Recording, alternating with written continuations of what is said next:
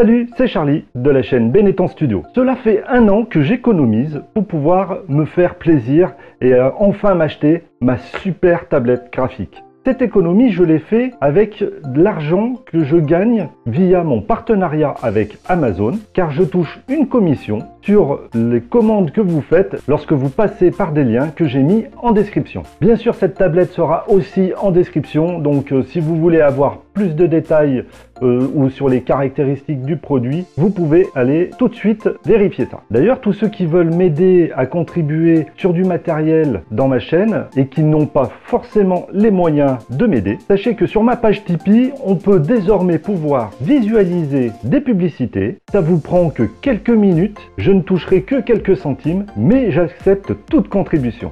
J'ai négocié pendant plusieurs mois avec le fabricant de cette tablette pour pouvoir avoir une remise suite à cette vidéo que je suis en train de faire, mais je n'ai pas réussi à avoir un accord satisfaisant.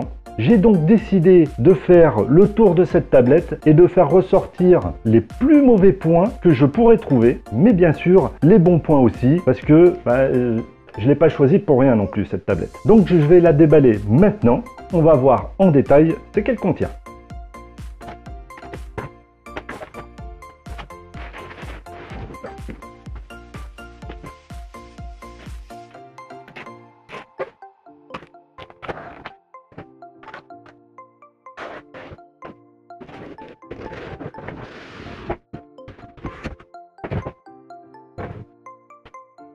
Un petit peu le jeu de la poupée russe. Donc déjà la marque c'est XP Pen. Ils ont été quand même très sympas d'être restés en contact avec moi. On a échangé beaucoup de mails pour pouvoir négocier. Ils m'avaient proposé une tablette beaucoup plus petite. Moi je voulais une grande tablette. Donc comme vous pouvez le voir, il s'agit d'un produit l'Artist 22 Pro. Pourquoi 22? Parce que la tablette fait 22 pouces. Vous allez voir, c'est énorme.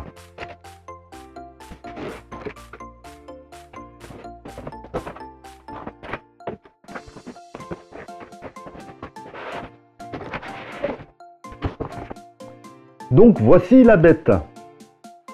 Vous voyez, elle fait plus large que mes épaules. Elle est équipée d'un pied mécanique qui est réglable, avec une inclinaison presque à la verticale.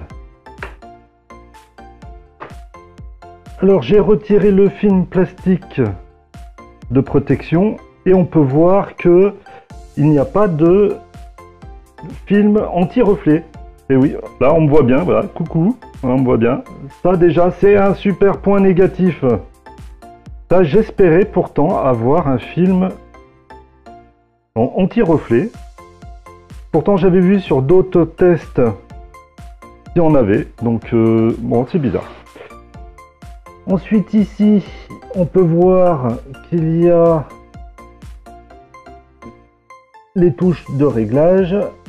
Pour l'allumer, je pense qu'il doit avoir un petit voyant ici. Pour se brancher, il y a de multitudes de connecteurs. Donc on voit ici donc un VGA, un DVI, un HDMI. Ça doit être pour l'alimentation et la partie USB pour la détection du stylet. Pour le réglage, c'est tout simple. De la hauteur, il suffit d'appuyer sur le bouton, hop, on relâche et ça tient. Maintenant, dans la boîte qu'il y avait avec, nous avons plusieurs produits. Donc, le gant XP Pen. Alors, j'ai déjà un gant Ion, donc ça m'en fera 2. Super.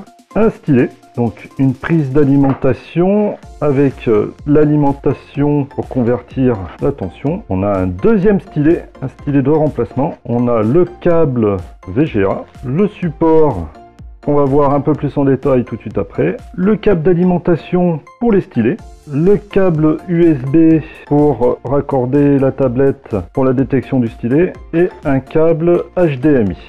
Nous avons plein de mines de rechange avec une petite chiffonnette et bien sûr le guide d'utilisation. Bien, donc nous allons regarder en plus en détail les stylets. Il est assez léger, le grip est assez doux, une matière un petit peu particulière mais doux. Voilà, le grip il a l'air bien. J'ai bien la sensation des clics là du je ressens bien le bouton, donc ça c'est bien. Donc on a le petit trou pour se brancher, pour recharger. Donc la mine, stylet validé. On va voir le deuxième, normalement c'est exactement le même. Il n'y a aucune différence, avec quelques soucis de précision, enfin de finition du stylet. Il le donne un peu bas de gamme. C'est dommage. Ensuite, le support. Alors le support, il est déjà un petit peu plus lourd. C'est comme il va porter le stylet, c'est une nécessité qui doit peser son poids. Donc il peut servir aussi pour retirer la pointe en utilisant le petit trou. Là, si je mets là, il tient bien. Soit comme ça, selon comme vous aimez. Moi personnellement, je préfère comme ça. Alors celui-là, est-ce qu'il s'ouvre? Il y a une petite... Ouais, il s'ouvre. Vous voyez que dedans, on a déjà encore 8 pointes. Alors pour information, moi, les pointes, je les use environ 1, voire grand maximum 2 par an. Là, il y en a donc 8. Et ici, j'en ai 18 mines. Donc j'en ai minimum pour 9 ans. Bon, après, je vais pas détailler les câbles, c'est des câbles qui restent des câbles. Quand je les ai énumérés, vous avez tout de suite deviné ce que c'était. Ensuite, il y a le câble pour charger les stylets.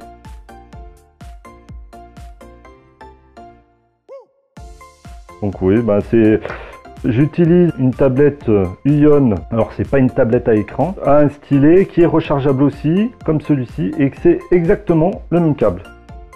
Donc normalement, je dois pouvoir utiliser les deux ensemble. Bien que si j'utilise une tablette à écran, je n'aurai plus besoin de ma tablette normale. Le fameux gant. Alors le gant est utile pour bien glisser en fait sur la tablette. Comme ça, quand on est sur la tablette, on peut bien faire le mouvement parce que la peau a tendance à agripper en fait tout ce qui est légèrement rugueux, donc il suffit qu'il y ait un petit peu de transpiration ou quoi que ce soit sur l'écran, en fait ça va coller et donc ça va nous empêcher de faire un beau tracé. Et bien maintenant on va passer à mon bureau, je vais câbler tout ça, je vais pas vous faire voir mon câblage parce que de toute façon vu la taille de mon bureau ça va être compliqué de filmer et on se voit après. Donc voilà un petit peu mon setup que j'ai réalisé.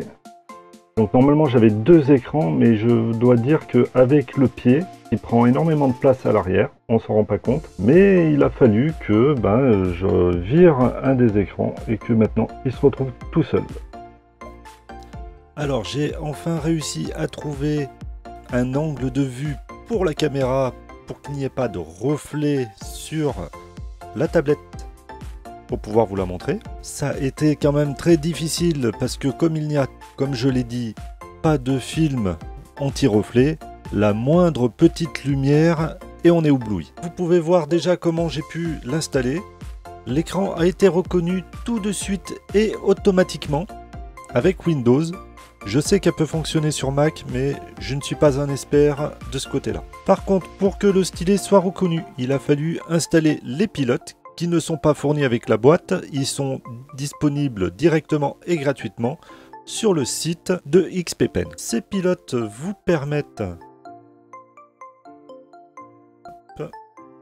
de configurer la surface active, le niveau de pression de votre stylet, de combien vous voulez par rapport à votre force. Ça c'est vraiment personnel et c'est en fonction de l'utilisateur. On peut calibrer aussi le stylet pour qu'il soit reconnu exactement dans l'axe que vous le souhaitez, parce que comme c'est une vitre, forcément quand on met le stylet devant, la pointe n'est pas forcément pile poil sur le stylet, il y a l'épaisseur de la vitre et en fonction de comment on est placé, on ne voit pas le curseur de la même manière. Donc il faut calibrer ça. Si vous changez la configuration de votre bureau et que vous êtes positionné différemment, vous devez refaire cette calibration. Du moins, je vous le conseille. Vous avez aussi la possibilité de configurer les 2 boutons du stylet. Attention, sur cette tablette, il n'y a pas de raccourci sur les côtés comme sur certains autres modèles ou comme sur la 22E Pro qui elle a de mémoire 6 ou 8 boutons de plus. Du coup, on est obligé de laisser le clavier à proximité pour avoir ces touches de raccourci. Maintenant, en termes de dessin, le stylet remplit parfaitement sa fonction de niveau de pression. on peut faire de très beaux dessins.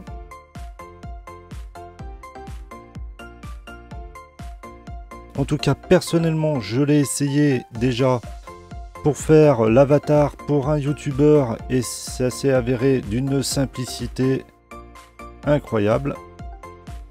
J'ai vraiment pris en main rapidement et facilement ce nouvel outil. Le réglage de l'inclinaison se fait assez facilement. Et vraiment, il y a beaucoup de crans pour pouvoir choisir la hauteur. Donc ça, c'est vraiment un gros plus. Et puis, regardez-moi cette surface de travail. Si je mets mes mains, vous voyez, je ne peux pas faire tout l'écran avec mes deux mains. Franchement, je ne suis pas déçu de mon achat. J'en suis même très content. Certes, le film anti-reflet n'est pas présent. Mais pour le prix de la tablette, je pense que ça vaut vraiment le coup. Car je ne l'ai pas précisé, mais ça reste une des tablettes les moins chères du marché. Malgré sa taille.